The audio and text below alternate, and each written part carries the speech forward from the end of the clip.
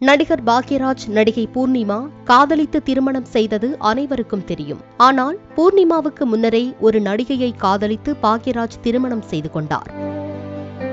இவர் கே. பாலச்சந்தர் இயக்கத்தில் மன்மத லீலை படத்தின் மூலம் அறிமுகமானவர். கடந்த 1980ஆம் ஆண்டுகளில் சில படங்களில் பிரவீணா நடித்துள்ளார். சினிமா துறையில் நடிகர் பாக்யராஜும் பிரவீணாவும் தங்களுக்கென்று ஒரு இடத்தை பிடிக்க போராடிய காலகட்டத்திலேயே இருவருக்குள்ளும் நல்ல நட்பும் காதலும் ஏற்பட்டுள்ளது. நடிகர் பாக்யராஜுடன் பாமா ருக்மணி என்ற படத்திலும் பிரவீணா நடித்துள்ளார். தமிழில் பிரவீணா நடித்த முக்கியமான படங்களில் பாமா ருக்மணியும் ஒன்றாகும். இந்த படம் வெளியான அடுத்த வருடம் 1981ஆம் ஆண்டு காதலர் பாக்யராஜை பிரவீணா கரம் பிடித்தார். ஆனால் 2 ஆண்டுகள்தான் இருவரும் சேர்ந்து வாழ யமன் விதி வகுத்திருந்தான் போல.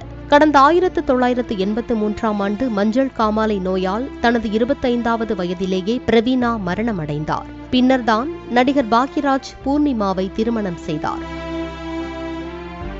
முதல் மனைவி மீது அலாதி அன்பு வைத்திருந்த பாக்யராஜ் தனது அலுவலகத்தில் அவரின் படத்தை மாட்டி வைத்திருப்பதை காண முடியும்.